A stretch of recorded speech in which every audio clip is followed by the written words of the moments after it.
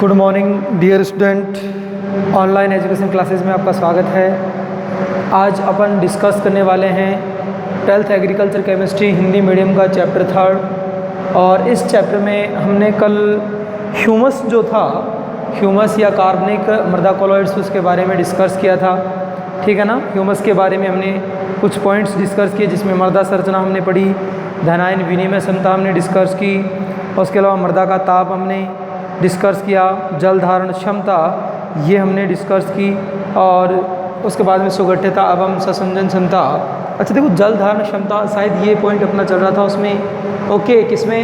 Humus का मृदा में महत्व अपना टॉपिक था कल ये वाला। ह्यूमस का किसका? ह्यूमस का मृदा में, ह्यूमस का मृदा में महत्व। ठीक है ना। और ह्यूमस का मृदा में महत्व, इसके अंदर भी जो अपना टॉपिक था या अपना जो पॉइंट था वो 4th पॉइंट था जल धारण क्षमता। अपना पॉइंट जो चल रहा था वो कौन सा? जल धारण क्षमता। और देखना जल धारण क्षमता क्या होती है, इसको अपन डिस्कस करने वाले हैं। जल धारण क्षमता के बारे में अपन बात करें किसके? देखो, ह्यूमस क्या करता है? ह्यूमस मृदा कणों को आपस में बांधे रखता है, आपस में बांधे रखता है। ठीक है, रखता है, जिसके कारण बांधे रखता है, जिसके कारण क्या होता है? जिसके कारण इनके कण एक दूसरे से चिपक जाते हैं, है ना। और रंध्रावकांश कम हो जाते हैं। रंध्रावकांश क्या होंगे? कम हो जाएंगे, कम हो जाते हैं, है ना। जिससे जल धारण क्षमता में क्या होती है? जल धारण क्षमता में वृद्धि होती है। जल धारण क्षमता में वृद्धि होती है। ठीक है, ये अपना जल धारण क्षमता था। हमने क्या कहा कि जो आपकी मृदा थी, उस मृदा में आपने क्या किया? ह्यूमस मिला दिया। अब हमें पता है कि ह्यूमस मिलाने से उसके अंदर जो कण थे वो एक दूसरे को क्या करेंगे? चिपकाए रखेंगे, जिससे उनकी जल धारण क्षमता क्या होती है? बढ़ जाती है। सुगठिता एवं संसंजन 5th पॉइंट। सुगठिता एवं संसंजन, है ना। ये क्या है? सुगठिता एवं संसंजन। इसमें ह्यूमस से सुगठिता एवं संसंजन किससे? ह्यूमस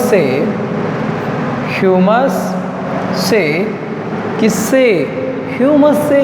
अब ह्यूमस कौन है, क्या है, उसके बारे में हमने डिस्कस भी किया था। क्या ह्यूमस से इन दोनों ही गुणों में, ह्यूमस से इन दोनों ही गुणों में क्या कमी आती है? गुणों में कमी आती है। अब उसका कारण मैंने आपको उस दिन बताया था कि क्यों आती है। उसका रीज़न था कि सुगठिता और संसंजन क्षमता क्या होती है? कम हो जाती है। ठीक है ना, ये कारण था उसका। उभय प्रतिरोधन क्षमता 5 के बाद 6,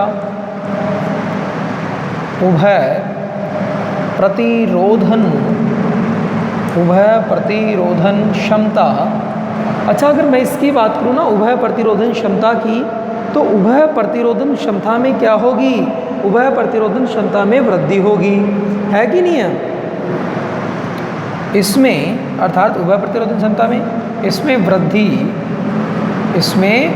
वृद्धि होती है। इसमें क्या होती है? वृद्धि। ठीक है ना। वृद्धि क्यों होती है? मृदा क्षारीय तथा, देखो इसमें क्या होता है, जो आपने मृदा में ह्यूमस मिलाया, ह्यूमस कौन? ह्यूमस मृदा में अम्लता एवं क्षारता द्वारा अपने pH परिवर्तन का विरोध करता है,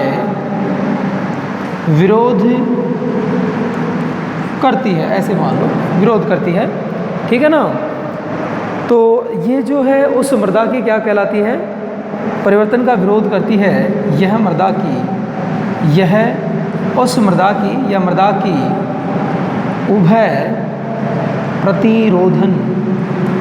उभय प्रतिरोधन क्षमता कहलाती है।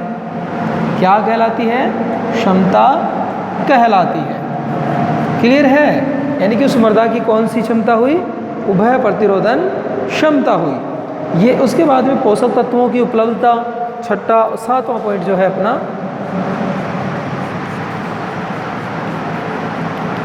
पोषक तत्वों की उपलब्धता पोषक तत्वों की उपलब्धता, इसके बारे में अपन देखेंगे कि पोषक तत्वों की उपलब्धता क्या है। अब देखना क्या कि ह्यूमस मिलाने पर मृदा में, किसमें? मृदा में। और क्या मिलाने पर? ह्यूमस मिलाने पर मृदा में पोषक तत्वों की, किसकी? पोषक तत्वों की वृद्धि होती है। किसकी वृद्धि होती है? पोषक तत्वों की वृद्धि होती है कि नहीं? और इसी पोषक तत्वों की वृद्धि के कारण क्या? पोषक तत्वों की वृद्धि होती है।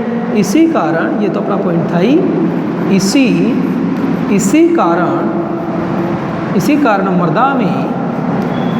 कारण मृदा में पोषक तत्वों की उपलब्धता बढ़ जाती है। ये आपको पता होना चाहिए कि इसी कारण क्या होता है, जो पोषक तत्व है उनकी उपलब्धता मृदा में क्या होती है? बढ़ जाती है। ये आपको पता चल गया कि ये कारण था जिसके कारण मृदा में पोषक तत्वों की उपलब्धता क्या हो गई? बढ़ गई। क्लियर? ओके। अच्छा देखो, एक बार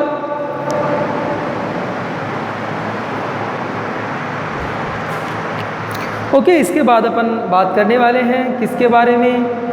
जो अपने पोषक तत्व है इनके बारे में। ठीक है, एक बार मैं थोड़ा सा, ये अपना टॉपिक खत्म हुआ, इसको मैं क्लियर कर लूँ हल्का सा।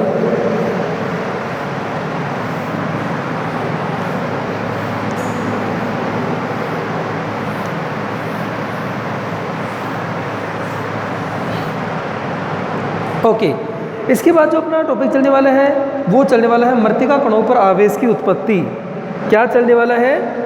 मृत्तिका कणों पर, कौन से? मृत्तिका कणों पर आवेश की उत्पत्ति। ठीक है, मृत्तिका कणों पर आवेश की उत्पत्ति। ठीक है ना। अच्छा देखना, मृत्तिका के कणों पर आवेश की उत्पत्ति कैसे हुई, ठीक है ना, वो भी अपन डिस्कस करेंगे इसी टॉपिक के अंदर। जो मृत्तिका के कण है उसका मैंने आपको बता रखा कि कौन सा आवेश पाया जाता है। तो यहाँ से अगर अपन लिखें मृत्तिका के कणों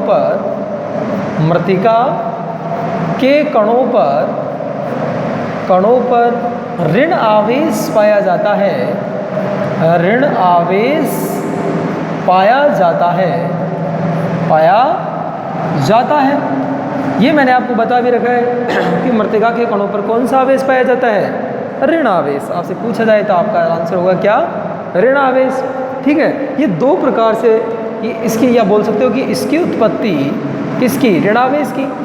इसकी उत्पत्ति दो प्रकार से होती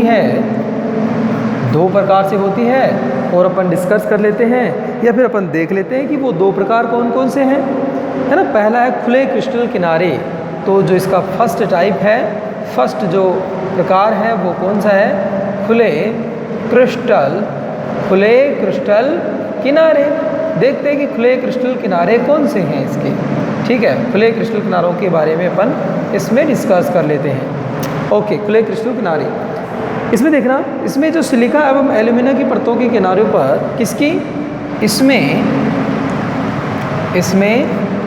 सिलिका तथा एल्यूमिना, इसमें सिलिका तथा एल्यूमिना की परतों के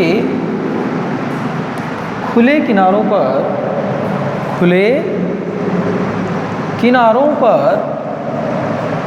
किनारों पर क्या पाया जाता है, किनारों पर असंतुष्ट संयोजकताएं होती है, असंतुष्ट संयोजकताएं होती है। अब देखना, ये जो संयोजकताएं हैं वो किसकी, हमें पता है कि ये जो संयोजकताएं हैं वो तो या ऑक्सीजन की होगी या फिर किसकी होगी, हाइड्रोक्सिल समूह की होगी, है कि नहीं है।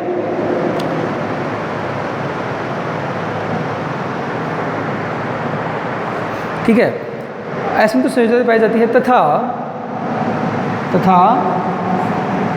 इसकी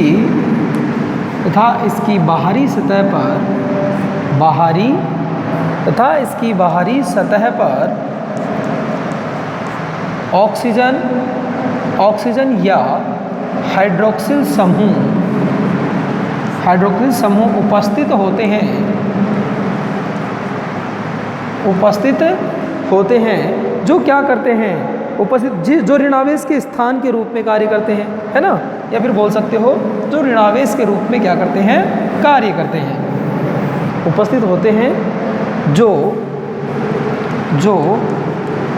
ऋण आवेश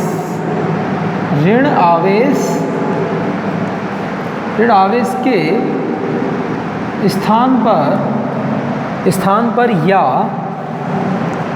या ऋण आवेश का कार्य करते हैं, ऋण आवेश का कार्य करते हैं। ये आपको समझ में आ गया कि या तो ऋणावेश के स्थान पर या फिर ऋणावेश का कार्य करते हैं। ठीक है, एक पॉइंट था ये। उसके बाद में क्या होगा, ये एल्यूमिना, ये समूह सिलिकॉन एवं एल्यूमिना अणुओं से, कौन से, ये वाले जो थे, ये समूह सिलिकॉन या बोल सकते हो सिलिका या एल्यूमिना, सिलिकॉन या एल्यूमिना समूहों से, ये फिर बोल सकते हो कणों से, है कि नहीं, एल्यूमिना, अच्छा समूह की जगह आप ऐसे कर लो, एल्यूमिना अणुओं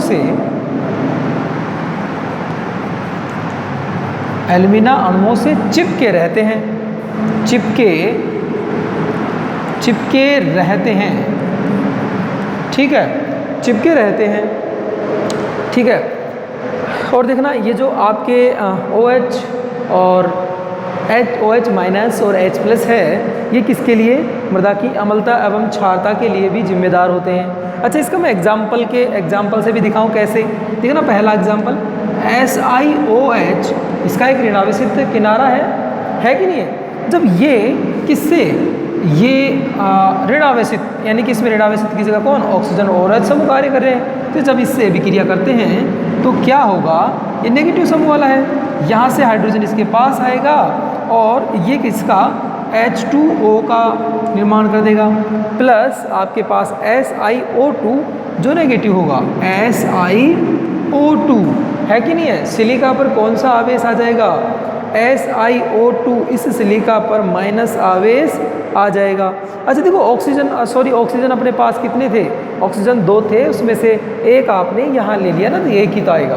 ओके, तो इस पर कौन सा, ऋण आवेश। ऐसे ही एल्यूमिना के साथ हो जाएगा। देखना, AlOH ये माइनस आवेशित वाला था, इससे OH माइनस की आप रिएक्शन करवाओगे तो यहाँ से एक हाइड्रोजन चले जाएगा और क्या बना लेगा, ALO, ये माइनस रहेगा इस पर आवेश, प्लस क्या हो जाएगा आपका H2O। अब देखो वैसे तो अगर देखा जाए तो एल्यूमिनियम की वैलेंसी कितनी होती है, एक एल्यूमिनियम की वैलेंसी होती है +3, है कि नहीं। पर यहाँ पे जैसे जैसे ऑक्सीजन समूह बढ़ते जाएंगे तो इसकी माइनस वैलेंसी बढ़ती जाएगी। मैंने इसमें क्या किया कि ज़्यादा एल्यूमिनियम आयन जो है वो ज़्यादा नहीं लगाए हैं, ज़्यादा नहीं लगाए क्यों, क्योंकि अच्छा ऑक्सीजन आयन ज़्यादा नहीं लगाए क्योंकि ऑक्सीजन 3 लगा दोगे तो आपको पता चल जाएगा भाई 3 में कितनी 6 वैलेंसी होती है +3 को। पर यहाँ पे क्या है कि लगातार ऑक्सीजन बढ़ते जाते हैं, इसलिए मैंने शॉर्ट में बता दिया कि इस पर कौन सी, ये जो सिलिकाएँ हैं इन सिलिकाओं पर या एल्यूमिना, ये दोनों इन पर कौन सा आवेश आ जाता है, ऋण आवेश आ जाता है। ये वैलेंस नहीं है क्योंकि अभी आप जैसे और ऑक्सीजन से भी क्रिया करवाते जाओगे तो धीरे धीरे वैलेंस हो जाएगी। देखो ये कहाँ जाकर होगी, इसकी भी क्रिया एक बार और करवा देंगे तो फिर ये SiO2 बना लेगी, ये यहाँ संतुष्ट हो जाएगी और ये Al2O3 पर संतुष्ट हो जाएगी। लेकिन अपन को ये नहीं बनानी थी क्योंकि अपन को तो ऋणावेशित मृतिकाएँ दिखानी थी जो मैंने दिखाई। ठीक है, आज के लिए इतना ही। बाकी इसके जो एक और जो रह गया इसका टॉपिक्स वो डिस्कस करेंगे कल की क्लास में। तब के लिए नमस्कार।